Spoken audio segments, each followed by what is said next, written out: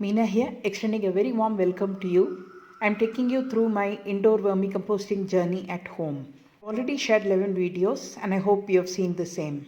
The first 3 videos I explained the worm bin, the bedding and the worm species. In the next 5 videos, we looked at the guidelines to follow while feeding the worms, how to feed the worms, making observations and also troubleshooting.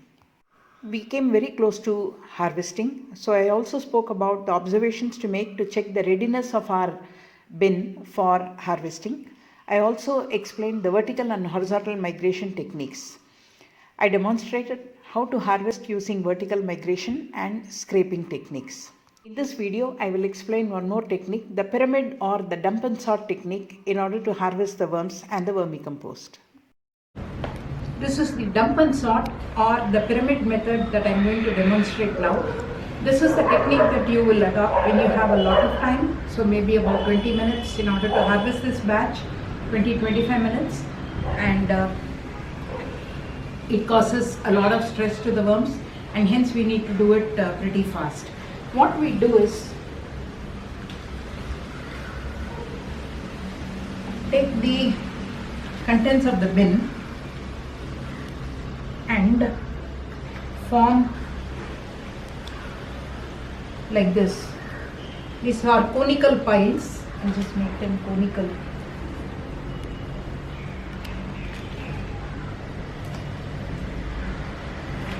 You can make conical piles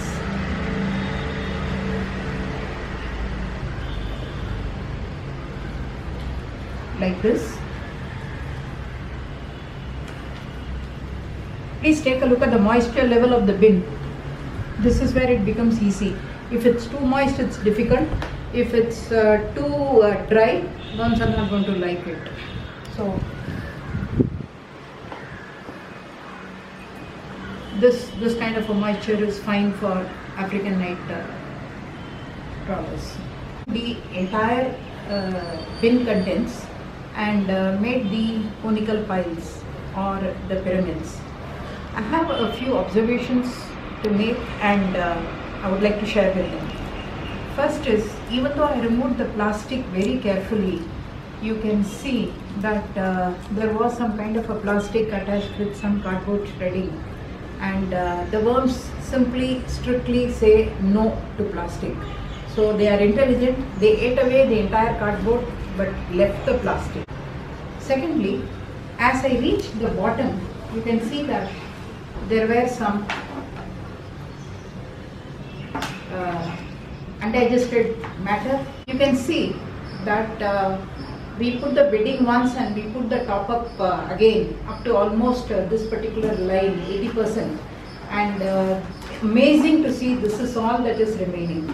A few worms are there, so I'm not going to be worried. I will just take them and put them in the new batch. So they have the old bedding material and they will be comfortable with that.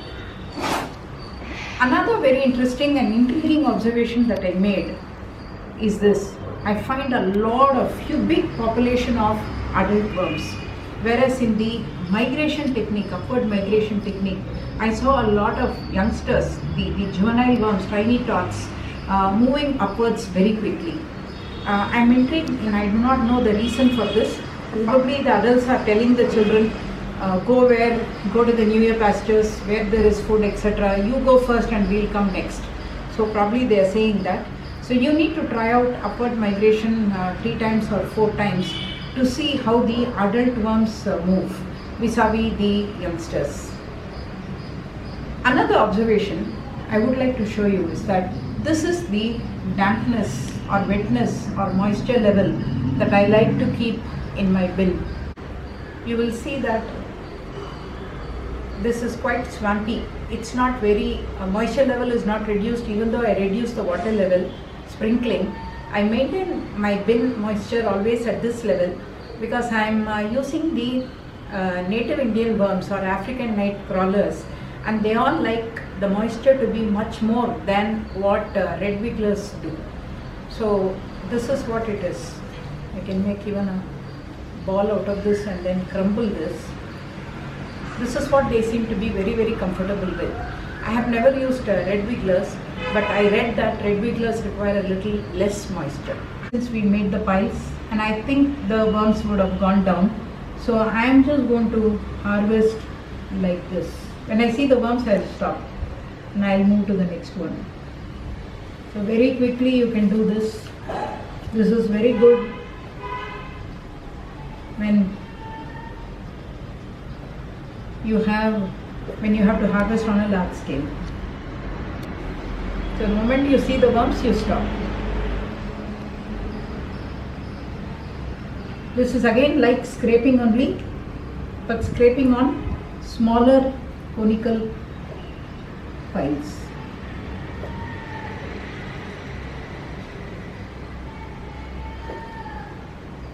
I'm not bothered about these big ones, so I'll just put them in for the new batch. So let's just quickly do the harvest now. I'll show you. So just scrape through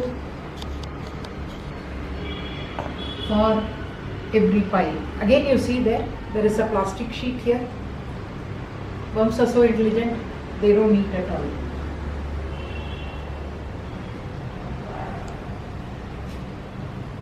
As I came to the bottom, I found undigested material, mainly these kind of leaves. And I'm never bothered about this kind of leaf, the central portion of a leaf, because that will again go to the new batch. As I've always been saying, that provides aeration. So choose a technique that is comfortable to you. Choose the technique on a per batch basis, depending upon the time available at your end and the amount of effort you want to put in. But if you are doing pyramid and method, please do it at one shot, because worms are moving inside because they are trying to escape from the light.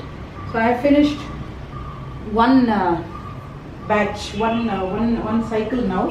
So this is what I have, and I will now wait for about 10 minutes, and I will move to the next layer.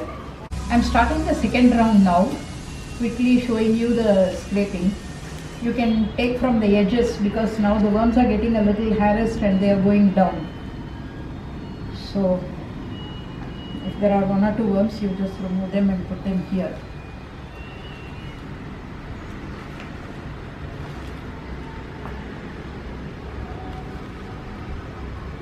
So as you are doing some work, every 10 minutes you come and harvest.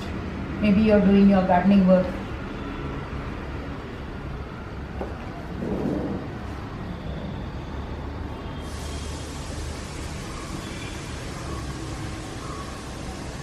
So the worms are burrowing deeper and deeper, and their stress levels are also increasing actually.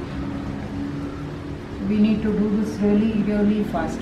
So I will do it for the remaining, and possibly a couple of more rounds, and finally I will show you the amount of vermicompost that we harvested and the worms we have.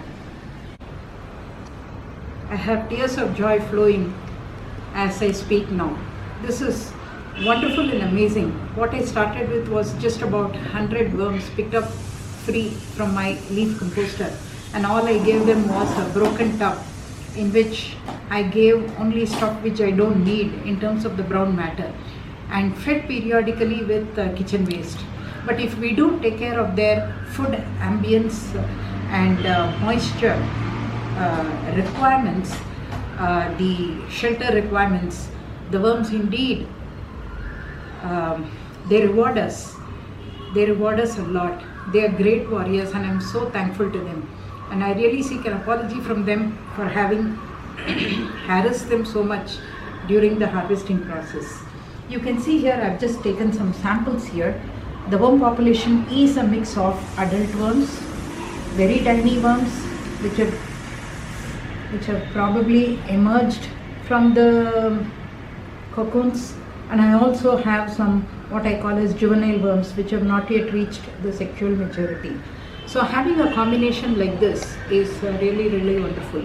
There is no way I can count these worms, and there is no way I am going to separate them. In fact, I sprinkle some water to make it comfortable to them. I'm not going to remove them even from the brown matter that is there here. But I will weigh them, and then immediately I will put them in the new bin to start a new batch. With due apologies to these worms, but I definitely take a pledge that I will take care of them. I plan to gift a lot to a few people. But then, whenever you give worms to your friends, always please do the due diligence. You know how much care you have taken to grow them. Ensure that they have the bedding ready. Ensure that they have the basic knowledge ready with them, and ensure that if they need any kind of a guidance at any point of time, you are around to help them out. This is marvelous. This is something wonderful, and this is magic unfolding right in front of us. The population seems to have exploded at least 3 times in just about 2.5 months. And I'm not even talking about the cocoons now, only the live worms. If we weigh the worms which we got from the dump and sort method, it's at about 380, around 380, let's say, grams. And even assuming half of it is castings, we still have, let's say we have around 200 grams. And earlier we had about 100 grams. So around 300 grams of worms is what we have got as a bonus bounty from this particular batch. And I really cannot count them at all right now. With deep gratitude, I take a pledge that I will do my best to take care of these worms with respect to their food, ambience and shelter requirements. Mother Nature is great, God is great. So this is the second batch, and they are going to be a little uncomfortable, and hence as we start a second batch, I'm going to close this, and I will cover it with a white dhoti cloth. I'll keep it in a dark space, will not disturb at all for the next 1 week, and then start my feeding routine again. In my next video, I will share choices with respect to post-harvest processing of the vermicompost before we apply the same to the plants. Thank you for watching my video. Have a wonderful day.